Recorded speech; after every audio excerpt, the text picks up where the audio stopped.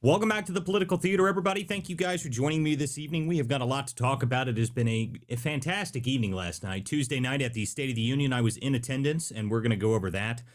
We've got a lot to talk about for that State of the Union address, so we're going to get into that for pretty much the entire show this evening. I'm going to get the space up and running shortly if anybody wants to join that and chime in themselves. If anybody else is watching this, I hope everyone else is watching the State of the Union. It was a great speech.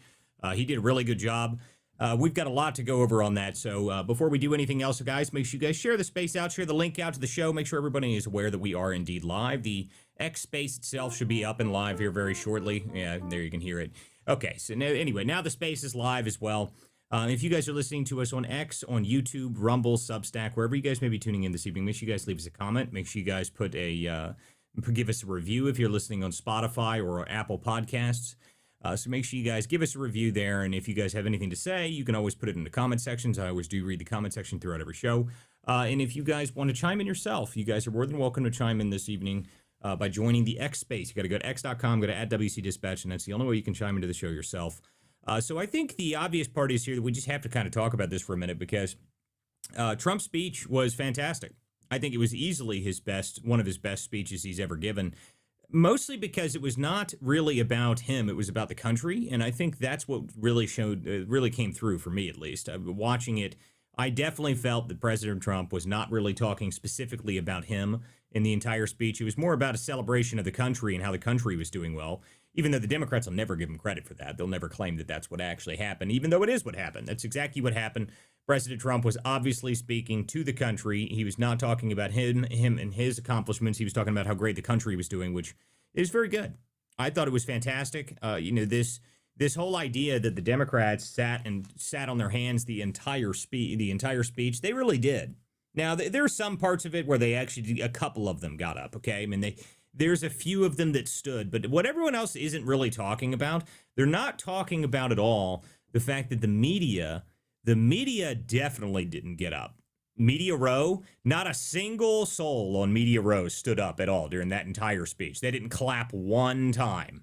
There was not a single person from the mainstream media. They were all sitting there with their laptops tweeting, but they weren't talking. And you're not allowed your phone if you're watching in the gallery, so I wasn't allowed to have my phone at all, which is fine. I didn't have any interest in looking at my phone while I was listening to the President of the United States speak. But all of the legacy journalists just sat on their laptops, and none of them clapped for anything. There was a couple tweets that I saw somebody talking about, oh my God, Trump's handing out medals of honor like they're candy or something. And, the guy that they were referring to when they said that is the 100-year-old, war veteran that, was a fighter pilot ace.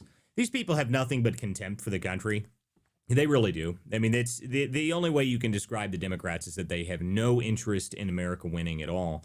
The legacy media is even worse than the Democrats were, far worse, I would say.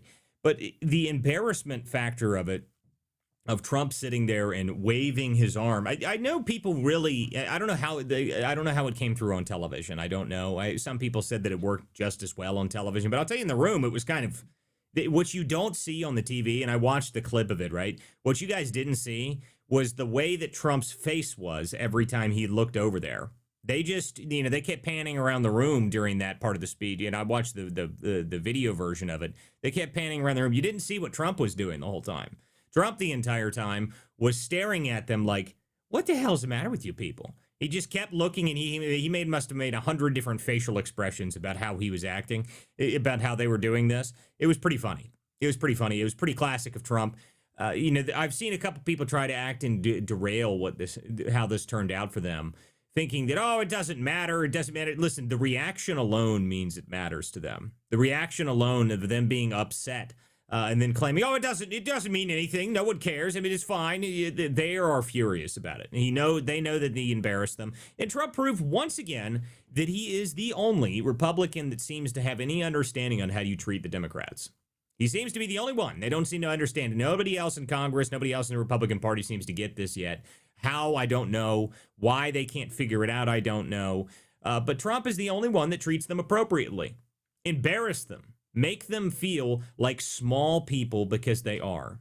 They are small people. They're very small. They have no interest in doing anything good. And the other part about it that I actually really enjoyed is Trump said something that I say all the time. when they came to the question of how the Democrats won in these most recent elections, in the 2025 elections, how they won with those, they said, well, how are they talking about affordability? It's them who caused the affordability problems. Every single problem we have for the affordability is traced back to Democrat policies, whether it be from healthcare or inflation from Joe Biden. Those are the two major things that have driven up costs in this country, and it is entirely because of Democrat policies. There is nobody can say that. I mean, I love that they keep trying to do this, and Trump was pretty funny.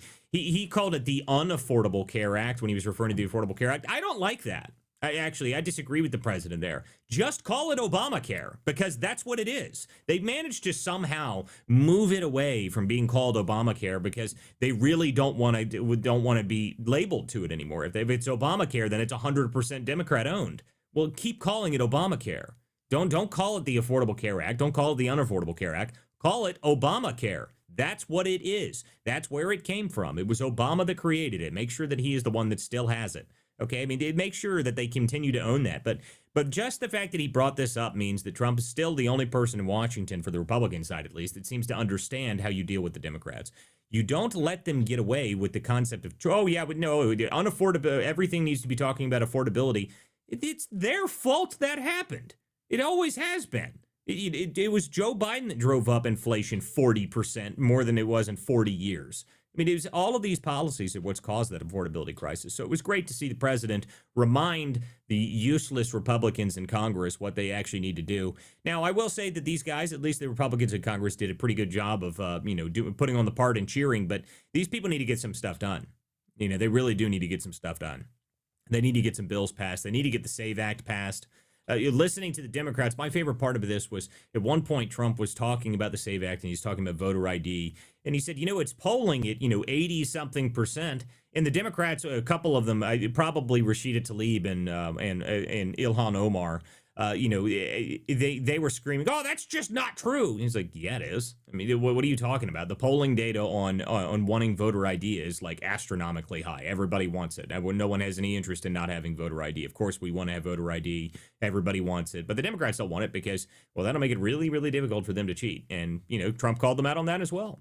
So watching the fury from the Democrats after he embarrassed them, though, back to what we were talking about before, when he asked a very simple question. If you agree that the role of the American government is the duty of the American government is first to American citizens, not illegal aliens, the fact that none of the Democrats stood up, I think they realized the mistake. Fetterman was, I don't know, Fetterman, I couldn't pay any attention to him. I was just too amazed by the fact that Fetterman's going to end up being a Republican. They hate him. But the reality is that I was sitting there watching this, and it was after the long, it felt like 20 minutes in the room at least, but I know it was only 3 or 4 minutes of him embarrassing them like that. What you guys probably didn't hear is the immediate reaction was half of the Democrat aisle realized how bad that looked, and we're all furious and yelling. I mean, they were all screaming and yelling, and oh my God, what's the matter with it? They were furious that he did that to them, and it was great. That's what you should be doing. That's what all the Republicans should be doing. What is the matter with you? Why can't we pass anything? You guys should be putting pressure on them like Trump does. Trump is the only politician on the Republican side of the aisle that actually knows how to pressure the Democrats. It really is amazing to watch. And I hope the Republicans somehow manage to take that message from that. There's a couple parts of the speech that people were talking about. Oh man, it was his tariffs discussion. I think I agreed with the way that he brought that up. Well, I made deals with these countries already. Just because the Supreme Court said I can't tariff doesn't mean my deals aren't in place. So if you nullify the deal, if that country nullifies the deal, then you have to renegotiate the deal. And, good luck renegotiating a deal that you already made with President Trump. I'm sure that next deal won't be as good as the next one. So I think he handled that appropriately. But the best part really was that it was more about celebrating the entire ethos of America. That was great. That was my favorite part of it. Every aspect of the speech, and typical in Trump style, he's got he's got every showmanship that you can. There's tears, there's hugs, there's young girls that were saved by pilots. It's everything you can imagine from a Trump speech, but it's unique in the way that Trump manages to pull off showmanship in a live room. It really is unique. That's why he does so well with the State of the Union address. And watching all of the Democrats just huff and puff and scream and yell. Now, I still have not watched anything of Abigail Spam Spamberger, Queen Affordability. I haven't watched any of her rebuttal yet. I was told that I need to watch at least some of it. But do I really? I mean, does anyone care? Did anybody watch? Does anybody actually care what she said? Did anybody pay any attention to what she said? I heard that she didn't look great and that she stumbled over her own words and that she looked nervous. Well, I mean, that's the funny part about that is that's what she always looks like. She always looks absolutely petrified that she's going to make a mistake because she's so handled and controlled by everybody around her that she doesn't know how to interact with people like a normal person. I mean, she is the human embodiment of the liberal women that run the Democrat Party. That they have no ability to actually make decisions on their own, so they surround themselves with people that tell them what to do all the time, to the point that they can barely even interact with people on a normal basis. But according to the Democrats, the Spamberger is the end all be all. She is the next presidential candidate. I mean, I don't think so. I've never been impressed by this woman at all. I was never impressed with her during the campaign. I just thought it was funny watching everyone go, "Oh my God, how did this woman get in charge?" Like, yeah, well, I tried to tell everybody that a year ago, and no one wanted to listen to me then. We could have had a Marine. We could have had a conservative Marine in office right now if the Republican Party had got off their ass and actually got Winsome Sears into office. But no, now you got the spam. And she was just as impressive as all get out, apparently. I mean, no one even, I haven't seen a single clip of her rebuttal speech, so it must not be good. I haven't seen one clip of it. She must not have made any good points. As far as I'm aware, the only thing that she talked about is how much she hates Trump and that she's a liberal white woman, which is so. I mean, you could just look at her and tell that. I mean, there's not really anything you need to gather out of that. So, Jack Tron, did you actually watch any of her rebuttal speech? Oh, I watched the whole thing. It Oh was God. atrocious. She started off by asking like, "Is Trump doing his job? And do you think Trump is like working for you or something?" And I saw a clip from it, and I saw that Scott Turner, the Secretary for Housing and Urban Development, responded to her questions like yes, yes, and yes. I forget exactly what the questions were, but they were something like that. And of course, she went on saying like, the funny thing is that she was talking about affordability, which is so funny. So I put a post out right after she made that address response, talk of a clip of all the new taxes that the Virginia Democrats want to put out, and the list goes from taxes on dog walking, dog grooming, Lyft and Uber rides, gym taxes. The list just goes on and on and on. And this woman wants to talk about affordability. It is the biggest joke you could have ever heard. Well, I mean, that's the funny part about the Democrats. It doesn't matter to them. They don't care. It's just whatever they think wins them votes. That's what's always been so disingenuous about the Democrats is that they don't care about what they say. None of what they say matters to them. It's not important to them. They don't care what they have to say to get people to vote for them. They just figured out affordability is a problem. Well, it's like, well, yeah, it's a problem. You guys made it unaffordable to live in the country. You skyrocketed energy rates by 60%. I mean, that's no wonder things are expensive. Your inflation rates were higher than they were in 40 years. You made energy more expensive in every state in the country. At this point, imagine if the Democrats had remained in charge. Anywhere in the country, you'd have to have a windmill on your own property to be able to turn your own lights on at this point. I mean, that's what was coming down the pipeline at this point. But I just was curious if Spanberger did anything other than go up there and be a shrill liberal white woman that is very, very obnoxious to listen to, which as far as I'm concerned, that's exactly what happened. So, thank you for confirming that for me, Jack Trump. And I feel bad for you that you had to listen Yeah, to her talk for the entire speech that she gave. How long was it? it Was it was a long about, I speech? would say it was about like 20 minutes or so. She also went on to talk about, Putin, and like, Trump kisses up to Putin, What? and yeah. And Wait, wait, then wait. So of how is she? course How is Trump kissing up to Putin currently? Aren't we currently at war with Putin essentially in Ukraine? Aren't we like still backing Ukraine? Isn't that still a thing? That's very yeah, I think confusing we to me. still It's very confusing to me because how does that work? We're at war with Putin, yet he's still in Putin's pocket. I don't understand that at all. Actually, I mean, as and far then as of I'm course concerned, we're she had still in the to middle of that.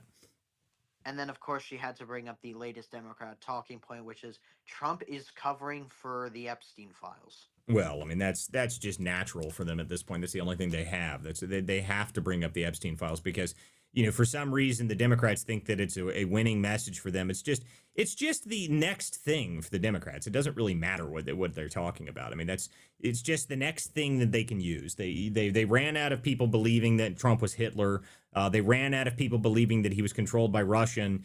So then they had to feed out the next thing, which is essentially Trump is a pedophile. That's like the next thing they've got. So I mean, I don't know what are they going to do when the next Republican person rises to power? I keep asking this question. I haven't been able to figure it out yet. I mean, is JD Vance, if he was going to be the next president, is he going to be Mecha Hitler? I mean, is he going to be Satan himself? I mean, I don't understand how they're going to be able to come up with a new insult that is somehow related to this. I mean, they're even close to. I mean, I know that it's been in historically that they've essentially called every president some sort of thing. I mean, they called what is it? They called Reagan bozo for they called him essentially couldn't read and it was like a monkey. I mean, that was from his acting days. But then they called George W. Bush. They called him Hitler, but that didn't really stick because he was a war hero. So then they moved to Trump, and Trump, they actually got the Hitler thing to stick somehow. I don't know how they managed to get it to stick with Trump because Trump had been in public life for his entire freaking life, and somehow they managed to convince everybody that this guy was a fascist lunatic, even though he was like a moderate Democrat for I don't know his whole life, and it was part of the Democrat Party for his whole life. But how are they going to do that for Vance? Is he somehow going to become Hitler as well, or Rubio? I mean, how are they going to do that? I don't know what they're going to be able to do. I don't know how you're going to convince people that somehow these guys are worse than Hitler, the worst people that exist. I mean, I don't know. I don't understand how it works. But I was much more pleased to see that the Democrats were so mad about last night that they have to try and claim that it wasn't a good success. That's how you can usually tell that if it's something that was effective, if it wasn't effective, they would all be quiet. They wouldn't care. They wouldn't care. They wouldn't say anything. But no. Every Democrat I've seen today. So, did you see the ratings when Trump's travel, when they talked about tariffs, the ratings went down. Like, oh, whatever. If that's all you've got, guys, that's not looking great for you. I'll just say that. I mean, if your entire argument is that Trump's speech last night wasn't successful because, there's some random metric that showed that a portion of independents went down 5% when he mentioned tariffs, then my goodness, you are just hopeless. I mean, that's just a hopeless endeavor to try and convince you that it was a success or not. I mean, that's just amazing to me. Now, I will say that the one part about this that is problematic for people is if people think that this helps for the midterms, I don't necessarily agree. Mostly because Trump can be amazing. Okay, Trump can do great things. Trump has always been successful at getting people out to the ballots, but out to the polling booth. But the question is, can the Republican Party deliver on actually what Trump's agenda was to the point that they actually believe that their votes are worth it? I mean, that's the problem that the Republican Party's had this whole time, is that the Republican Party is riding on the coattails of President Trump, and they have been the entire time. Now, they need to get some stuff done, and they need to get the SAVE Act on the floor, and they need to have a vote on it. They're not going to get rid of the filibuster, so make the Democrats stand for, 2 weeks if it takes that. Make them stand forever, okay? I mean, I don't care what you have to do. Put some pressure on these people. That needs to happen. We need to get some of this stuff done. And the idea that we're going to watch the Democrats be able to somehow manage to prevent us from doing anything ever is unbelievable to me. We have both chambers of Congress. We need to be able to get some stuff through. We need to get some stuff done. The big, beautiful bill was great. The Lake and Riley Act was great. The Genius Bill was great. But we need to finish some of this stuff. We definitely need the SAVE Act to be passed. That should be done now. Am I right? I mean, no one in the country disagrees with us having actual voter ID. That's not a problem. There's no reason for us not to have voter ID. So let's get that through and get that over with. Just whatever you have to do to get it done. It needs to happen, needs to be finished. So watching the rest of the speech, though, and actually attending the event was fantastic. I went with Congressman Ben Cline. A huge shout out to Ben Cline. That was an amazing invitation. It was a great event. Got to meet some of the members of the administration. I got to meet Pete Hegseth, Kristi Noem, and Scott Bessent. That was fun. The entire Scott Bessent was busy. That's how Scott Bessent was. You could barely talk to him because there was a line of 50 people to try and shake his hand. So that's pretty much how all of the administration was. Kristi Noem talked to her a second though. That was nice. I mean, but all of the people from the administration were there. It was great. The speaker's chambers was a packed area. And it was fun. I think it was great. There was not really any interruptions, in the middle of the speech. I mean, Rashida Tlaib and the Somali pirate, which was hysterical that they immediately panned over to her when Trump mentioned Somali pirates. That cameraman is hysterical. I love him. I don't know who he is. He needs a medal for that. That was very funny. The fact that they mentioned Somali pirates and then immediately panned directly to Ilhan Omar. That was my favorite thing. There was also a couple minute videos of her just sitting there sad that Trump was talking about her. No one gives a shit, Ilhan. Oh my goodness. Ilhan Omar, the most oppressed Somali pirate in the entire country. I want to know how her winery is. I'm really upset, really, with the president that he didn't bring up the fact that Ilhan Omar has a fake winery. I thought that would have been a perfect opportunity to do that, especially if he's going to call the Somalis pirates. That's what he should You have know what gone I'm with. really more upset about that is that Ilhan turned off her comments, and I was going to ask her. Actually, I have been asking her. Where is your wine? I want that wine. So whenever she turns her comments on, I'm going to make sure I ask her every post, where can we buy some of your wine? Because I want that wine. Well, I mean, everybody would like to have some of the fake wine. I mean, like that's one of the great things about fake wine. It's apparently it's delicious. I mean, it's so good that it got a double gold award in San Francisco. Which, by the way, someone informed me that that's even fake. Apparently, like so that's not even true that it got a double gold award. That like that's actually fake as well. Which I love. I mean, why not? If it's all fake, you might as well go with it, right? I mean, every aspect of what she does is fake. She doesn't own anything. She doesn't have anything, but she just does it anyway because she doesn't care. You got to love that. I mean, you have to love the fact that she's just a complete liar on every aspect of her life. It was fantastic. But overall, guys, I think the most important message to take from last night was that the Democrats themselves, they had no interest in standing for the country for any of the success. And more importantly than that, it once again proved Trump's point that he made at the Joint Address to Congress last year. What did Trump say last year? He said, no matter what I do for the country, they will not stand. They will not clap. He did it again. And they fell right for it. It's kind of amazing to me, really. You would think they kind of would have figured it out after he embarrassed them for a full few minutes there. But no, they did it again.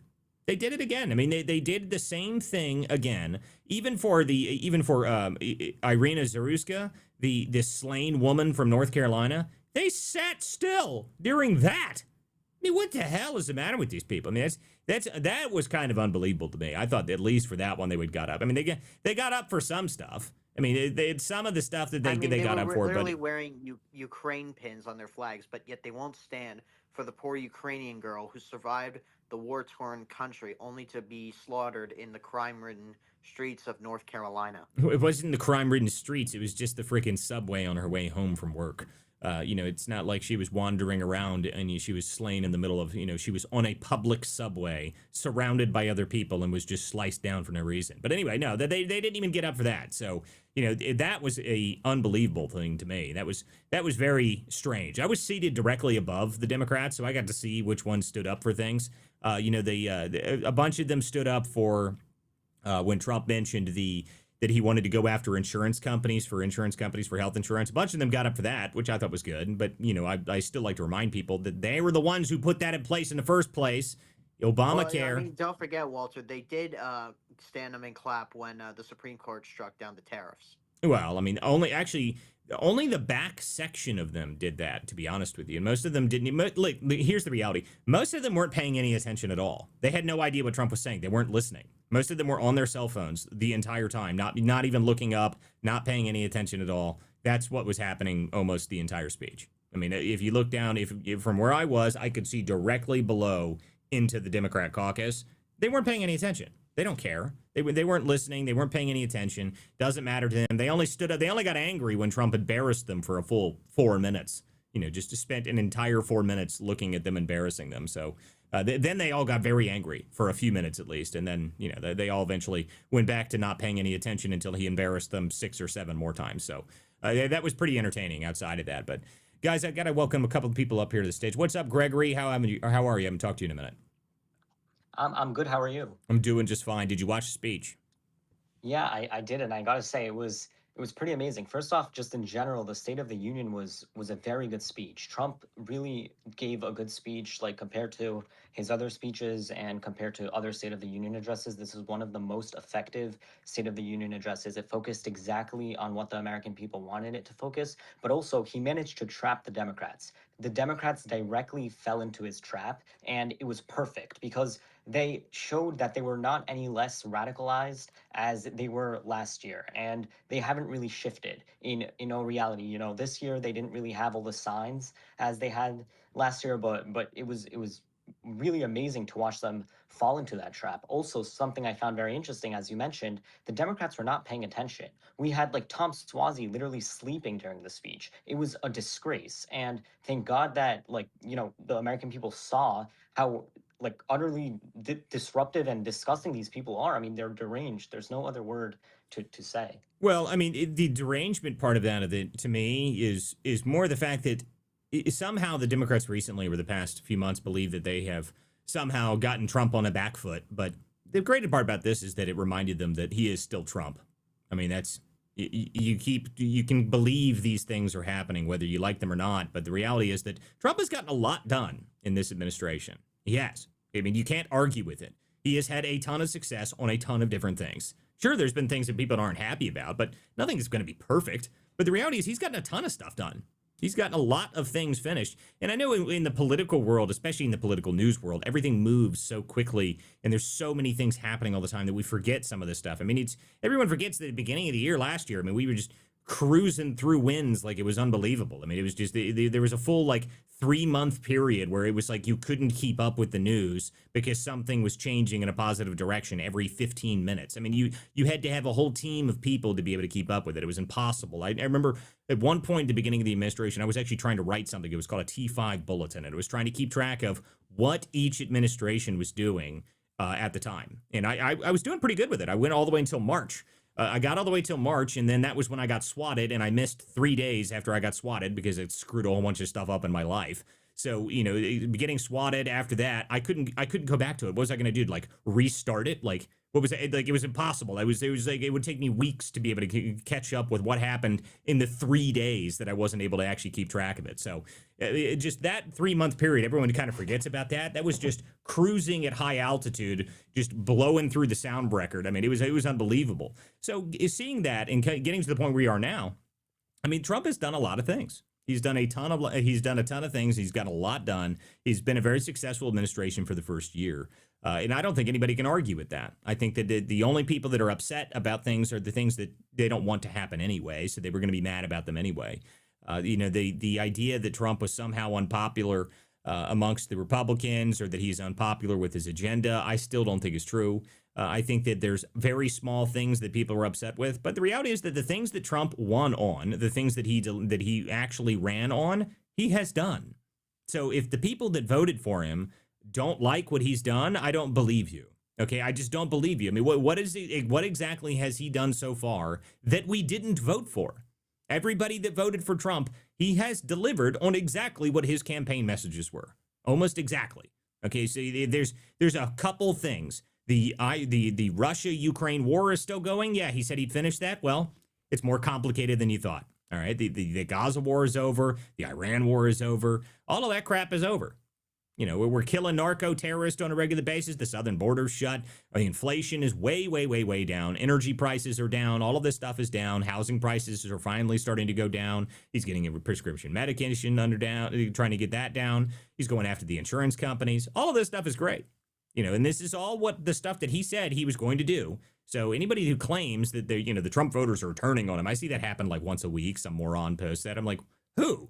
Who are you talking to? I don't know a single person who voted for Trump that regrets their decision. I don't believe you. I mean, I don't know them. I haven't seen them. I've never spoken to them. So, and I talk to people every single day. So I'd be very interested to meet some people that are actually upset with Trump. And the only people that are the people that are the conspiratards is what I'm going to start calling them. And the people that refuse to be happy about anything, that they're more interested in claiming that the entire planet is in the Epstein list and everybody that they hate's in the Epstein list. And in fact, you're on the Epstein list just for bringing it up in the first place. And it's just, It's just not a worthwhile conversation. It's retarded. It really Yeah, is the retarded. what Sean calls the outrage addicts. I mean, it's just people that don't have anything else to do. I mean, that's the only thing they can talk about. They're not smart enough to talk about policy.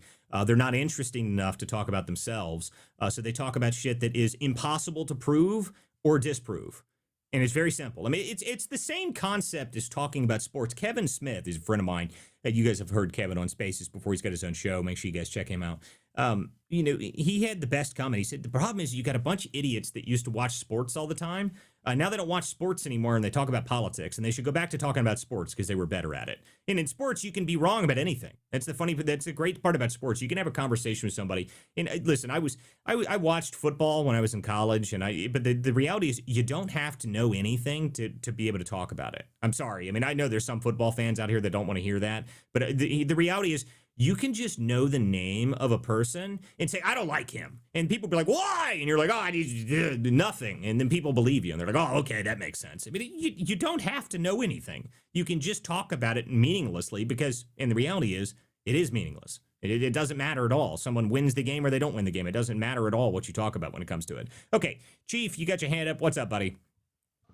Hey, how you doing, Walter? I watched the State of Union last night, and it was great. And some things that Trump led off with that I was really happy to hear is, he reduced fentanyl smuggling into the country by 53%. Awesome. We saw 12,000 less overdose deaths from fentanyl and methamphetamine last year, Trump's first year. He said he was going to do that. He's delivering. He talked about the reduction of homicide rates. He said he would make the city safer. LA's got the lowest homicide rate since 1959. Chicago's way down, New York's way down, our three major cities. Also, obviously Minneapolis is down 18%, St. Paul 50%. He talked about Memphis and Washington D.C. He's delivered on those issues, and those are big deals for me. 38 years in law enforcement, and it just goes to show that when you flood the zone with cops, you have an impact, whether it's cops taking criminal aliens away or just dealing with criminals in the street, you can have an impact. It debunks that whole, just defund the cops and invest in the community, everything will be, hunky dory. That's you can invest in the community, but you need to do a multi-pronged approach. Trump showed that, and it's been very successful around the country. So I was glad that he did that. And I think the other thing I was really happy to see him do is he called out the Democrats. What are you for? Don't the number one goal of government is to protect citizens.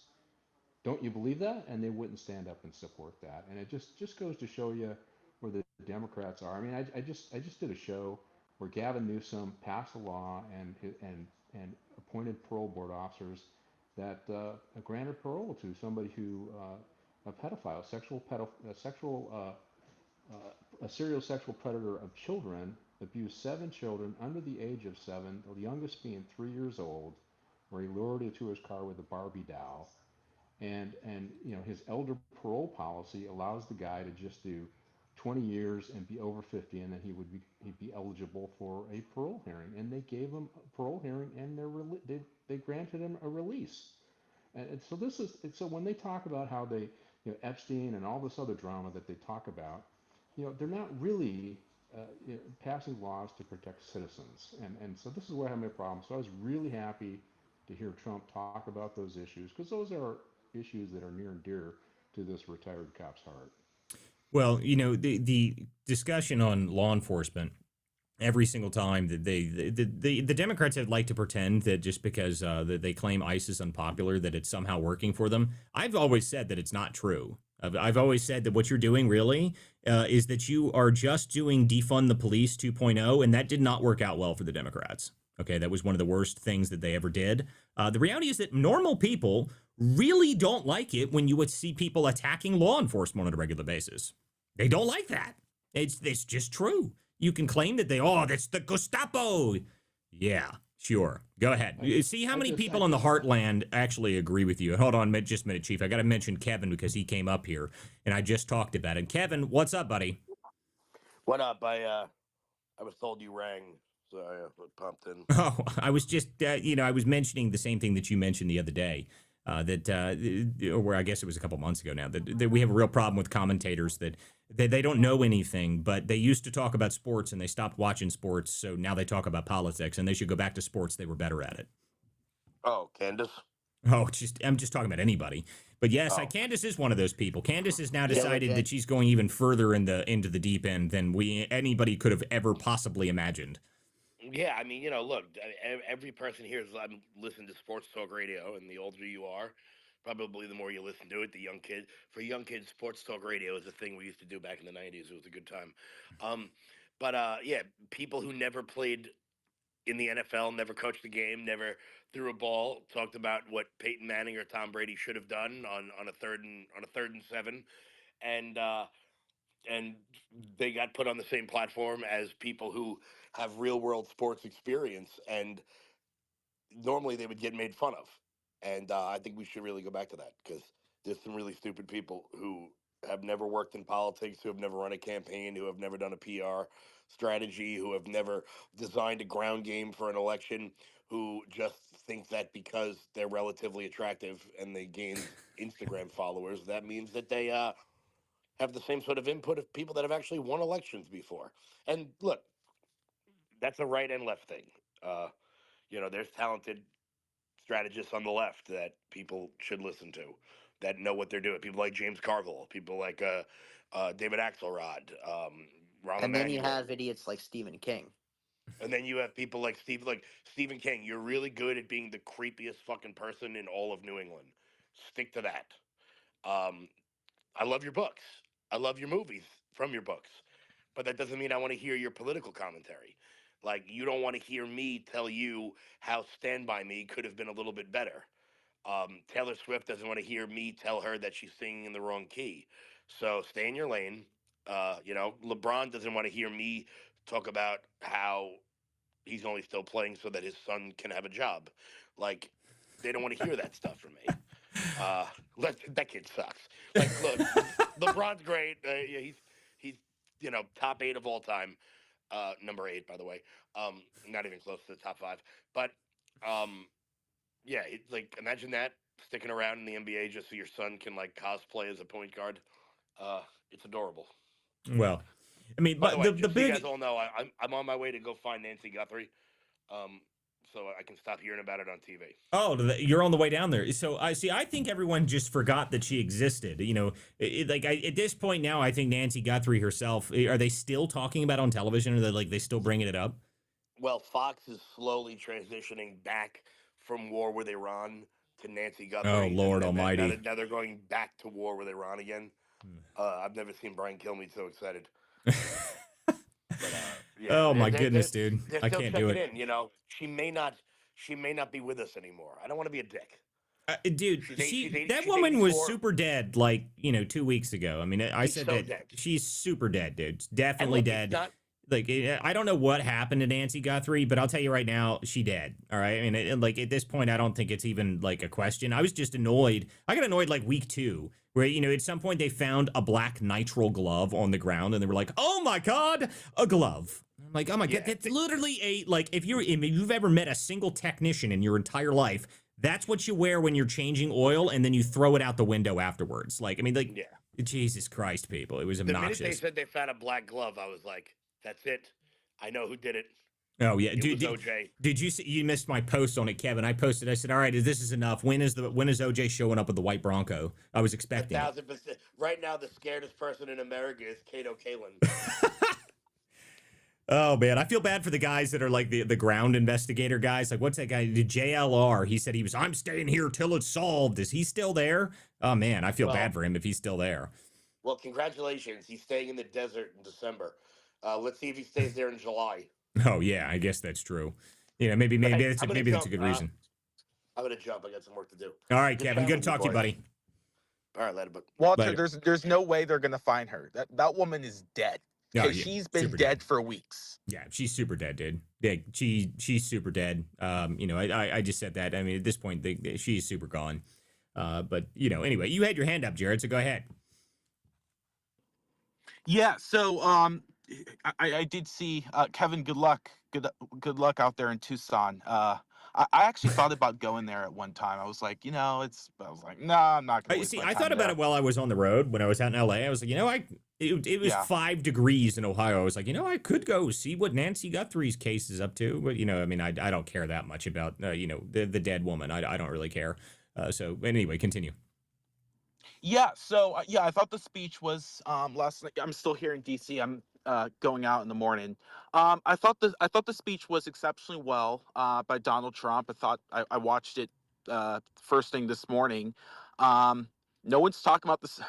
This is the only one time I will say, Walter, Curt, you're right. No one's talking about Speedberger. I told you. Like literally, literally, no one's talking about her. Like I'm like, okay, it's not even news. Like they're not even covering it. They're not even putting it in like the live shot. I said this earlier, Jared. I said, how you know it wasn't good? Because I haven't seen a single clip of it. Not one. Not Nah. one. Not a single one. Like my feed is normally got all sorts of crap in it because I intentionally make it like that.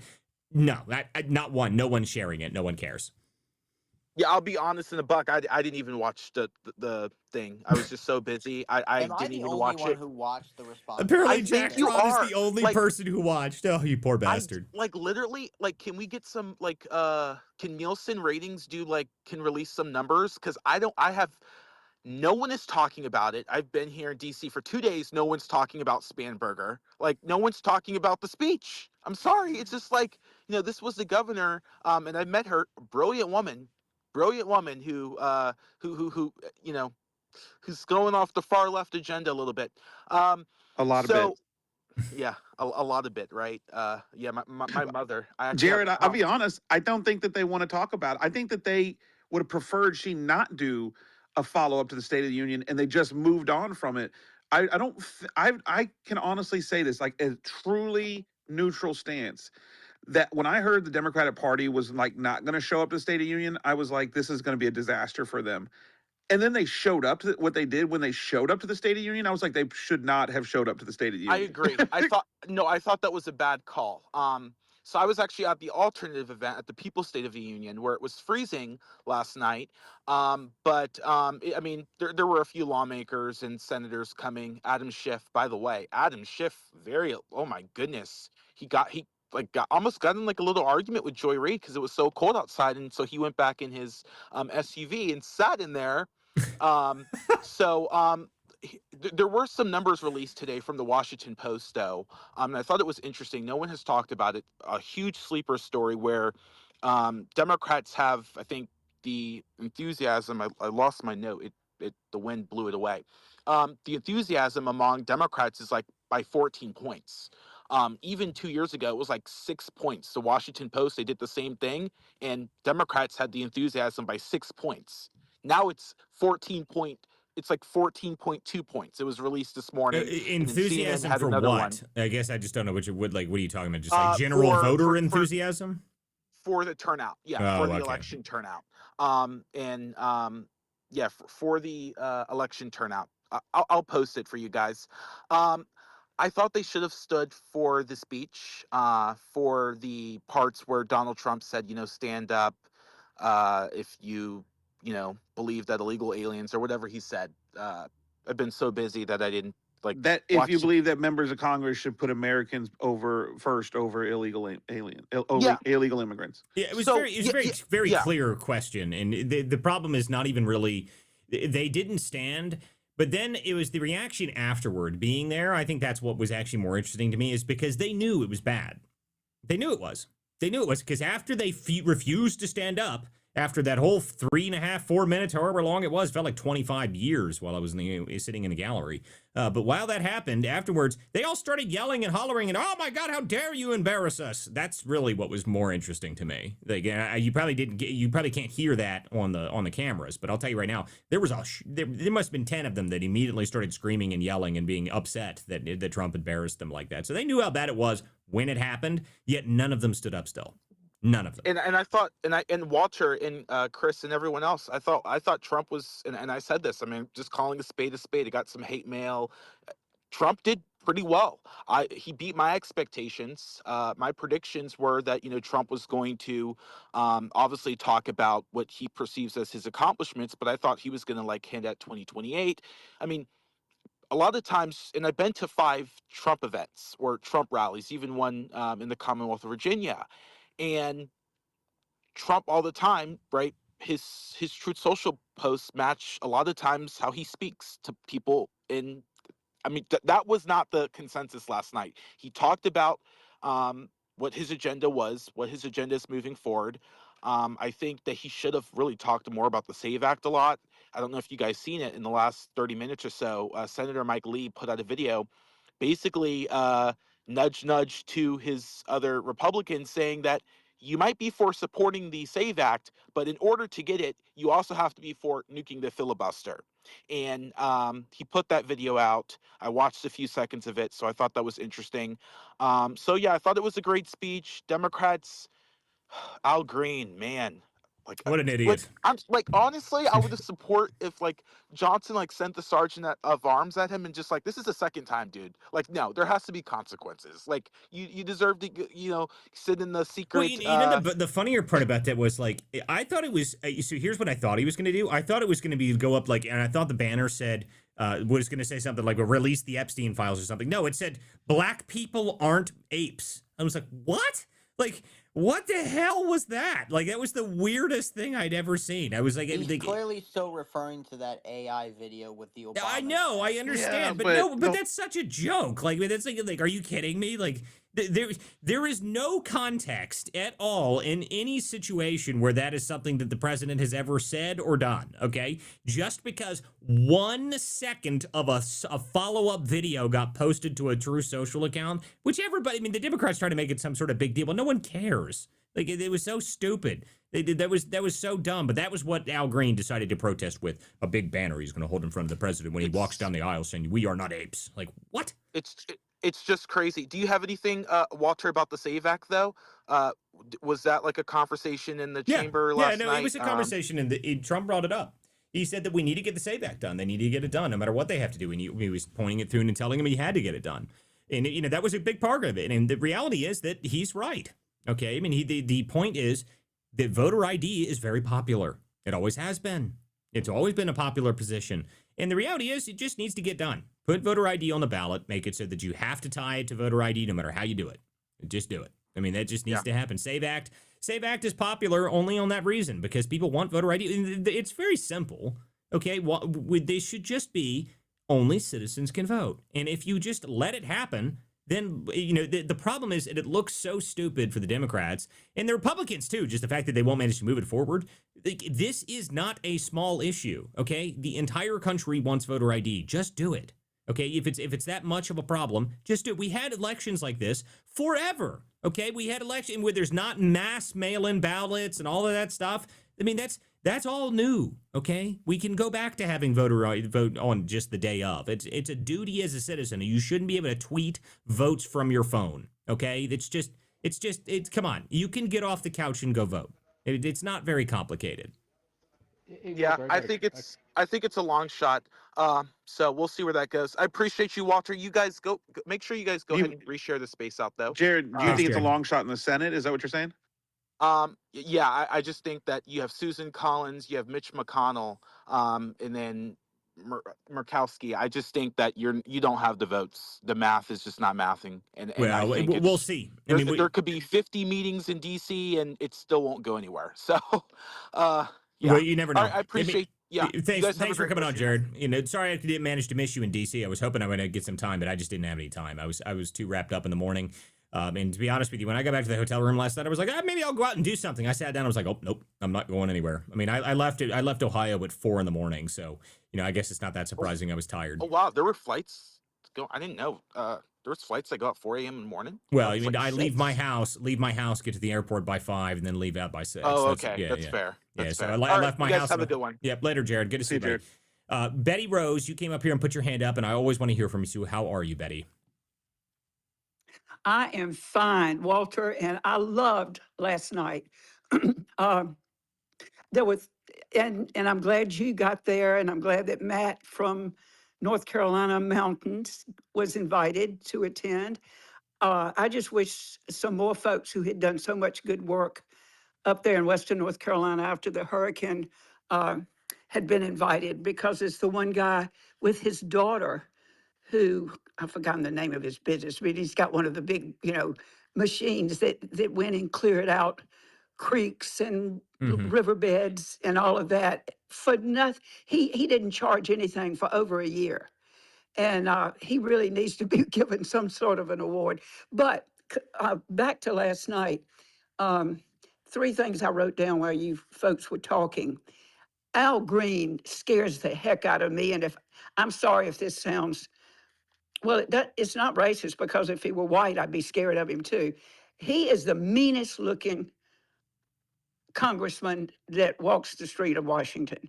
I've always felt that way, but so I wanted to get that out. He is scary looking. And I think that I noticed last night that Chip Roy was snubbed by Trump. Did you notice that when you saw them walking in? People were mentioning it online, that because Trump kind of faces one way and then turns to face the other, and Chip Roy. When I read about it, I then went back and tried to look at some of the the stuff showing him coming in to the chamber, and he was right there on the edge and looked like he leaned over to try to get Trump's attention, and Trump just went right on past him. And then Roy kind of turned away. So I don't know what's happened in the last few days, because Well, some of these. Betty, I Go will ahead. say one thing. I wouldn't give a whole lot of attention to that, because Trump walking in, the entire progression of Trump getting there was a whole ordeal in the first place. I mean, before the cameras start rolling, I mean, just the entire room is just full of people and everyone's talking the entire time, and they try and keep people quiet just to be able to get this thing rolling. I don't think Trump had any idea who was in front of him. He just was shaking hands to get to the front of the line. I mean, that's pretty much all he was Right. doing. Well, I did notice, or I did not see, the congresswoman from Texas, I believe Texas or either California, was always there. Would get there hours earlier to be there. Now, she's not the one who has died, is she? Who was always there to shake hands, whether it was a Republican or a Democrat. You know who I'm talking about? No, I do not know who you're talking about. Okay, I can't think of her name, but she got herself there hours earlier, always dressed to the hilt, and was right there to reach out and shake a hand, and of course she was a Democrat, but whether it was a Republican or a Democrat.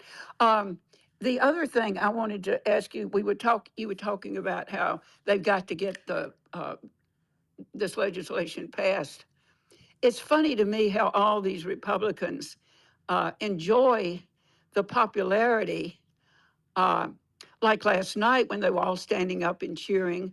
But then we've got the uniparty of the Democrats and the Republicans who are really keeping anything from getting done.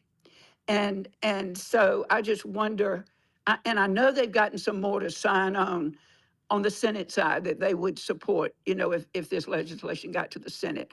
But it is scary, and I just don't trust any politicians anymore. I'm sorry to say, I've been around long enough, as you know. Uh, I was very naive, and boy, have my eyes been open in the last 10 to 12 years. But politics is a dirty business.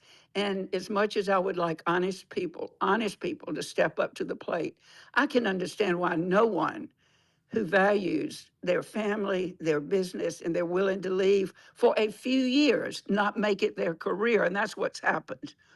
Uh, uh, they're just not going to get into it. So someone like you needs to run. Someone, I mean, some of you all who are outspoken, who understand government, who know how to get things done, need to step up, because I just don't think we can't vote out the uniparty in the next 4 years or 8 years. And they are keeping us from getting things done. And the last thing I'll say is this. I hope that my friends and acquaintances who are still Democrats, because down here, you still have people whose families, back for 100 years were Democrats. They are conservative, but I just don't think they would ever vote. They may have voted for Reagan, but if they couldn't see last night what Trump was asking, I mean, he set it up just fine. Now they're all mad because they felt like he set a trap. I responded to your friend Maine on X. you were writing and he was writing back. And I listened to him the other night. I thought he sounds so calm, cool, and collected. He and Walter are really getting along nicely together. But no one asked him about his own state of Maine, which is as crooked as it can be. I wanted to ask him, well, I did put a question in there about it. What does he think about what's going on in his own state with his governor? But be that as it may, now I forgot. See, when I jeered off a little bit, I forgot what the main point I was trying to make. Well, that's But all right. I just You go did ahead. that. You're just fine. The reality is, one, Maine is somebody that is actually one of the less insane Democrats that I've ever met, but he also still plays the game of the Democrat Party because he believes that's the very vehicle that he has to use to actually get elections done. And that's just Right. true. I mean, sometimes you have to play the game. I don't really play the game because, and that's the reason you asked why I wouldn't run for office, because they wouldn't let me run for office. That's the reality of it. I would go to run for a GOP seat, and they would immediately all treat me like somebody like Trump because I wouldn't listen to them. I mean, that's the problem. You have to be able to listen to people and be able to convince them, and I'm not nice enough. Okay, I mean, I half of the Republicans in Congress, I've called a useless, spineless weasel at some point. I mean, that's kind of a problem for you if you're trying to get into Congress. If you've called most of Congress spineless weasels, they don't tend to like that. Fortunately, I'm still got some friends, so it was very interesting wandering around in the Capitol building. Fortunately, I wore my very non-distinct bright blue suit with an American flag tie. Oh, you look great. I love the there's picture. definitely no one in there that immediately saw me and was immediately turning around in the opposite direction. We were just quietly wandering around. It was very entertaining. You look Most of the time, great. journalists don't normally get invited to be guests at the State of the Union, so that was very entertaining to watch. So I just kind of wandered around. I did see Nick Shirley and talk to him for a moment, so he was one of the other few journalists I know that was actually there. Matt Van Swalla is actually there. I got to see him just briefly for a moment there in the speaker's chamber, so that was great. But Well, anyway, I know he was looking forward to seeing you. Yeah. yeah, it was great to see Matt. I love Matt. Matt's a great guy. Well, I was just going to say this. What's happening? What's wrong with someone who is new and got new ideas is the GOP, the party, the good Oh, old yes. boys club. They are what's ruining our chances of hopefully not letting Trump's pick of Watley win the Senate, ticket for the Republican Party, at least before the elections in Well, November. And it is sickening. It is absolutely sickening. And that's why politics, unfortunately, is a dirty business. But is thanks indeed. for letting me come up and spouting out a little bit, and always enjoy your program. Thank you so much for coming on, Betty. And you are correct. The GOP itself, and this is something I talk about a lot, the GOP itself is a problem because they still believe that they are popular, and they're not. But unfortunately, we still have Trump in office. And if we didn't have Trump in office again, I'd like to remind everybody, can you imagine what do you think Kamala Harris's State of the Union would have been like? What do you think Kamala Harris would have given as a State of the Union address? I have officially decided that I'm no longer playing solitaire between 9 and 11 in the morning. I mean, I don't know. I mean, she's Well, got it's nothing not really interesting to about say. how much what she would have given. It's what she would have taken beforehand. So lots of wine and lots of Adderall. No, I don't know. I don't know if I've ever seen Kamala Harris take Adderall. I think she takes like fistfuls of Valium. The woman's barely able to stand half the time I see her. Okay, anyway, Greg, go ahead, Chris. I forgot to even mention that you came up as co-host. So, Chris, what's happening, dude? Hey, man. Well, I'm glad you're having a space. I know you've been working your tail off on the report that you've sent out to some people. And for folks who haven't subscribed to Walter or hasn't ordered the report, definitely reach out to him on that. He put a lot of work into it. He could have sent out something subpar, but Walter, you put it all together, and that's pretty sound what you've been doing. So yeah, well, for those who don't know what he's talking about, the field guides it's a section on the new website that is set up, so it's got the map and everything on it. That is something that I didn't get it finished in time to be able to send them out before the State of the Union, and now I just got back home, so those will be finished this week. So. Yeah. But if you guys do want one, that is something that I do sell on my website. And that's if you want to do investigating of local fraud areas on your own. That'll have information, all sorts of stuff in that. That's almost finished. I just had to finish getting it set up on my computer at home, so it should be done today. But if anybody's curious about that, you just got to go to the interactive map on the WCDispatch.com and go see what that's about. And you can order one there yourself, and it explains what it is and how it does. And all that stuff is active there. But it is good to hear from you, Chris.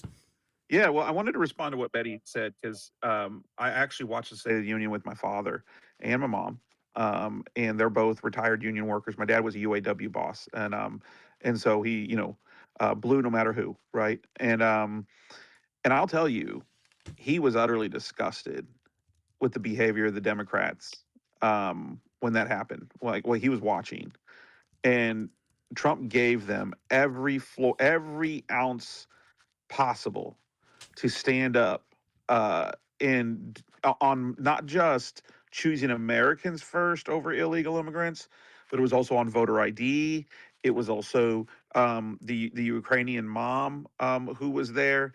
I mean, there was like five different. You were there, Walter. You know this. There was like five different times where President Trump gave them the political 101, common sense moment. You should be standing up, and they did it. And that, in my opinion, um, put a really bad taste in people's mouths. I'm telling you, like, and my dad's no fan of Donald Trump. Okay, because he's a union guy, right? And he's older, and I got a sister that's ultra liberal who's talking to him every morning. But the point is, he was like, "What the hell are they doing?" That was a direct quote, by the way. And so I think that turned a lot of people off. To be real honest with you, I think Trump was really, really, really good and really calm in those moments, and I think his liners in that moment were perfect timing. It was almost like a little old school Trump, 2015, 2016 Trump. They were just perfect one liners, perfect for the moment, and I think that it turned some Democrats off. To be real honest. Well, I definitely agree with that. I mean, I said this when I was watching it. I was like, I mean, this is not good for them. It just isn't.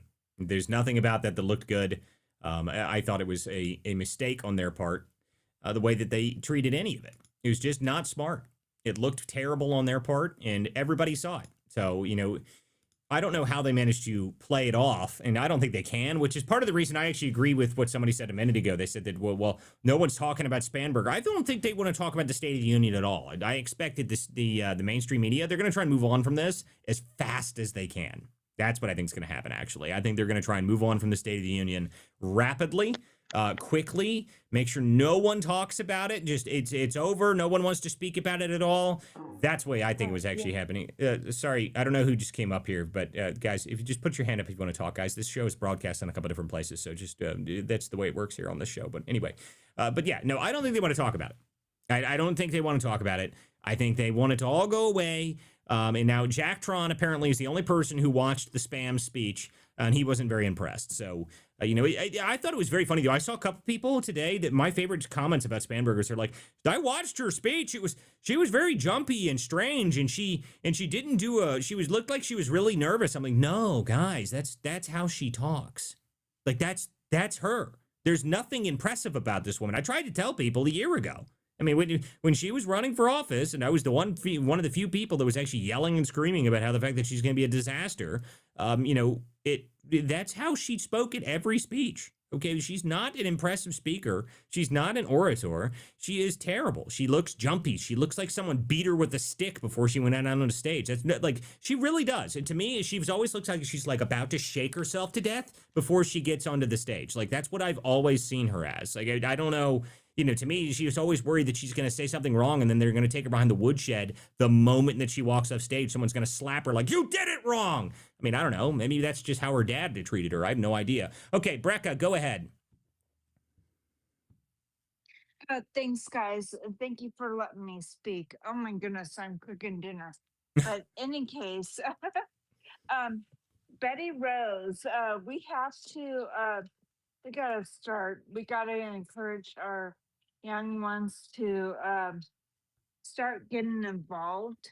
And I got the same concerns as you do. I'm in California, Southern California, and we need to get the younger ones involved in local politics. Start from the bottom and let's rise to the top. And I'm in transition with counties. I'm moving to Riverside from Los Angeles County, thankfully. And then, and there was that one Democrat politician. It looked like he felt ashamed what was going on. What are your guys' thoughts? Which one are you speaking about? Oh, I don't know who he was. He was just like The one Are you that's referencing the guy? Are you she's referencing the probably guy that had watching. the? He's probably referencing the guy that there's the video of. You can see him. He'd like put his hand in his face into his hand, and that's they like that. yes, I yes, think he was yes. actually Thank you. sleeping, just so you were aware. Like I don't think he Was actually. Yeah, I think she's talking well, about Walter? Was Tom. that the guy with the Ukrainian flag on it, pin on his shirt, I don't his know. suit coat? I don't remember. Yeah, Yep, I think that that was was the him. guy, and they show him, and yeah, he was definitely asleep. Yeah, he was definitely asleep. That's Tom. What's his name from New York '03? So that's George Santos's old district. Fetterman came in a suit last night, and he, I think he was embarrassed at what his party did, and he had some comments to make today. Don't ask me what he said because my short-term memory just is fleeting. But yeah, and he has really turned around. They may drum him out of the Democratic Party, and I hope he comes on over to the conservative Republican side. I think you'll see Fetterman run for president on the Democratic side. Now listen to me. If Uncle Fester runs for president, I will make my day. Okay, like he says, sorry guys, I like Fetterman only because after having brain damage, he became a Republican. Now I actually find that very funny. But the amazing part about that is that he's like the only Democrat that seems to have any sense about anything. I don't know if he's going to run for president. If he does, I am going to lose it. That is going to be the funniest thing ever. Just because he actually could probably pull it off because he'd get a moderate vote. Like I'm not joking. He actually might. And then we could have a brain dead president twice. How amazing would that be? That'd be incredible. If we have two vegetables for president within like a 15-year period, I think we get some sort of award for that. I mean, I think China just invades Taiwan for free. I mean, I don't know. Maybe that's a little being a little harsh, but I mean, just sorry. I listen. You got brain damage. You shouldn't be you shouldn't be the president. Maybe Senate's not too difficult, but I definitely don't know if you could be the president. So anyway. Yeah, it'd be. I mean, but the truth is, regardless of the mental capacity situation that's taken place there, Fetterman is basically a 1980s, 1990s Democrat and a Rust Belt Democrat, right? I mean, now voting record wise, he has taken some more social views, some more progressive socialist views. Whatever he says in public, he often, when a push comes to shove, votes the opposite. Except for on Israel, he's been decently consistent on that topic. But he did shake the president's hand last night. He did show up in a suit. He has been very critical of the left and of this leftist move by the Democratic Party. So we'll see how that goes. But Walter, did you see that? Well, I mean, when you were there local, did you see Ilhan Omar's guest get removed from the chambers? Her guest got removed? No, I did not see that. Was he trying to steal from people? So it was a gal out of Minneapolis who had already been, who was one of these paid agitators, who had been blocking traffic and already got, detained by ICE once or whatever. It was a guest of honor with Ilhan Omar, and then shows up in a black mask and begins to block people from being able to, Republicans or whatever, from being able to enter the gallery or something. I don't know exactly what took place there because I was seeing it across the feed, but I was like, how embarrassing! What a disaster, man! That this gal would Ilhan. Let's just put Ilhan's disaster aside for a second, which was very bad for the Democratic Party. To bring your guest of honor to get kicked out of the State of the Union is Listen, really. I don't you know know that what? that's The ever happened amazing. before. I don't know if that's ever happened or not either. Because to be honest with you, that's like I can't imagine being invited to something that is as important as the State of the Union and being anything other than what I was, which is just happy to be there. I don't care. I didn't have anything to say. I didn't have anything. I was just, introduced myself to people. But I'm just happy that I was invited and was honored enough to be there. That that's how you should treat it. Okay, you're not going to be able to go to those things your entire life unless you're specifically within DC politics, and you should feel honored to be invited to something like that. So the fact that anybody would be so disgusting that they would get themselves thrown out of an event like that, you should just be ashamed of yourself.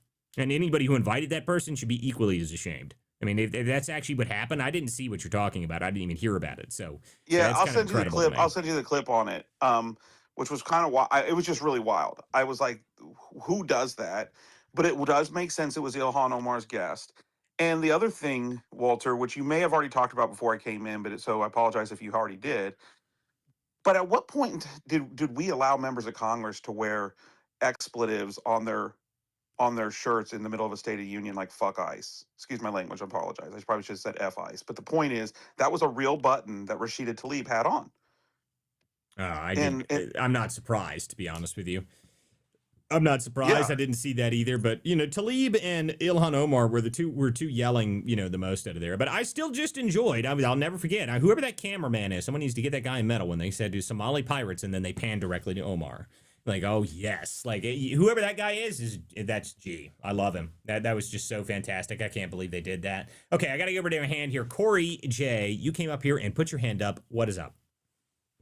Hey, thanks. I'm losing my voice, so if I go completely mute, I live in Wisconsin, in a northern state. We've got way too much snow, and I'm slowly losing my voice. But I have to say, like 100%, everything that you guys were talking about just now, Elon Omar and the lady sitting next to her, I was like, man, they just took it just hook, bait, and sinker. What a dumb bunch of idiots. Like they are sinking their own party.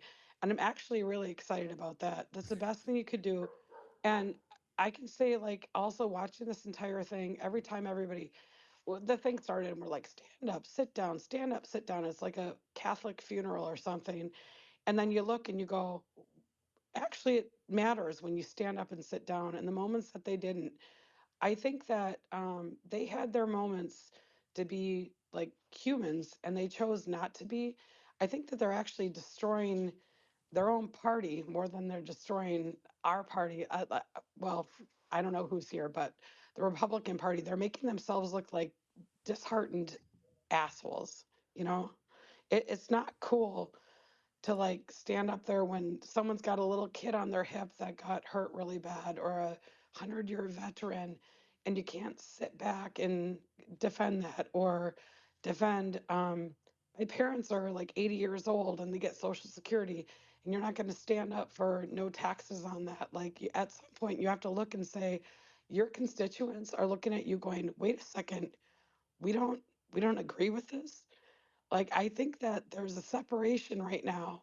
And I saw this like from the people that I know. Facebook is so freaking old, but I've got so many friends and family on there. And what I realized was it was so base before, and everybody used to, anytime Trump spoke, everybody used to come out guns a blazing, talking all kinds of bullshit.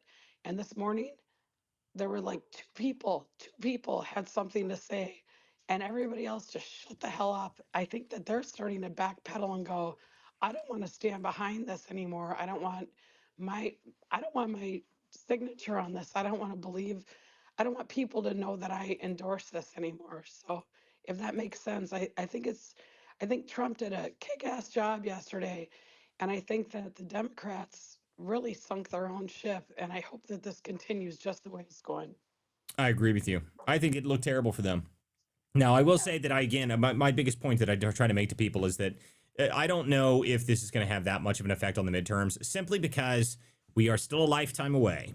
And that's what I keep. The Democrats for months, the past couple months, they felt like they had some sort of up foot. Like, I mean, they had us on the back foot. They thought they were doing great. And now this speech happens, and they're like, oh no, Trump's still Trump. Like, yeah, well, this is kind of the way it works, okay? We were a long way away from the midterms, people. Lots of things can go wrong. Lots of things can happen. Lots of things can go well. Lots of things can go right. I mean, you have no idea. I think Chris has brought it up before. Like the biggest evidence of anything can literally go wrong was 9/11. I mean, like George Bush, that was actually a thing that like he was losing in the polls. He was daring terrible, and then that happened, and then everything changed. That's true. That's a true thing. So you never know what's going to happen. Okay, so I like to remind people that we are a long way away from anything happening in the country before we get to the midterms. The whole world could blow up before we get there. Who knows? Maybe everything will be fine. Maybe the Democrats will figure out something else. Maybe they won't be affordability. Maybe they will completely move on from affordability. Who knows? No one has any idea what the next thing is, or even what the name. Go ahead. Can I just say one thing? Give them enough rope to hang themselves because they're doing it. Just give them enough room to hang themselves because they obviously are not smart enough or aligned enough with their own party to come together and say, this is when we stand up, sit down, stand up, sit down. I would look at that as an opportunity and say, they are not aligned as a party. They're a bunch of morons. And I just say, run with that. Yeah. Again, my point is that the State of the Union may give us a few, and I mean a few, campaign ads. Okay, I mean that's going to be and it'll be they didn't even stand, and that'll be some campaign ads. But again, guys, too far away. All right, it's just too far away from midterms. There will be 55 other things that will happen before we even get there. So, we in political life world, by the time we get to the middle of summer, which is when we're really going to be in the midst of the midterms, middle of summer, we're talking July, August time period, the entire narrative of the country will be completely different. And who knows what it'll be about this time. Well, hopefully it'll be about the 250th anniversary. And I think that's going to work well for us, actually. Because that was the strongest parts of Trump's speech. The strongest part of Trump's speech was not anything to do with him, actually. Nothing to do with him. It was about celebrating our ethos as a country. And that's actually what I really think the Democrats didn't stand for. That's what really bothered me the most, is that they don't want the 1776 attitude of America is great, America is amazing, we are going to succeed, we're going to build, we're going to be more powerful and stronger than anybody else in the world. They do not want that. They don't want it. And that came through very clearly last night. Guys, I think we're going to cut it off for the evening. This was an interesting show. It was a great show. I have been traveling like crazy. I'm going to enjoy the rest of my evening. Guys, thank you guys for coming in this evening. This is the Political Theater. I'm Walter Curt. I hope you guys enjoyed the speech last night. I hope you guys enjoyed the show tonight. We will be back tomorrow night at 9 p.m. Hold on a minute here, Jacktron. I've got to go, dude. I've been on the road forever. I was just gonna say one thing. You should just go check out the thing 0 Hours posting. It's hilarious. No, I don't have time for that. Anyway, so guys, next time we will be back on tomorrow night, 9 p.m. for more of the Political Theater. I appreciate everyone who comes to the show. Guys, go check out WCDispatch.com. Check out some of the new stuff we got on there. Then go to the interactive map. You guys can see that up and running. And the field guides, everybody who ordered one, they will be going out here shortly. So I appreciate everyone who comes to the show tonight, and I appreciate everyone who subscribes and supports this show. This show is run completely by myself, independently. So I appreciate everyone who comes to the show, and I will see you guys tomorrow night. Thanks, guys.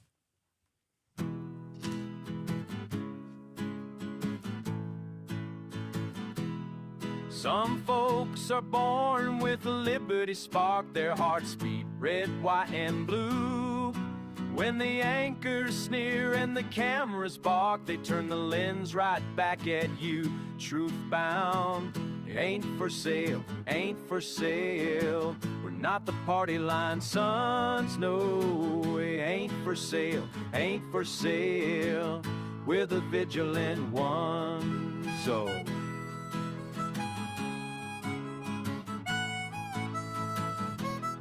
some folks inherit silk-lined halls, spend our sweat while preaching share. But when the tax man wraps his knuckles raw, their mansions suddenly look bare, impaired. Ain't for sale, ain't for sale. We're not their banker-raised hares, no. Ain't for sale, ain't for sale. We're the vigilant ones, so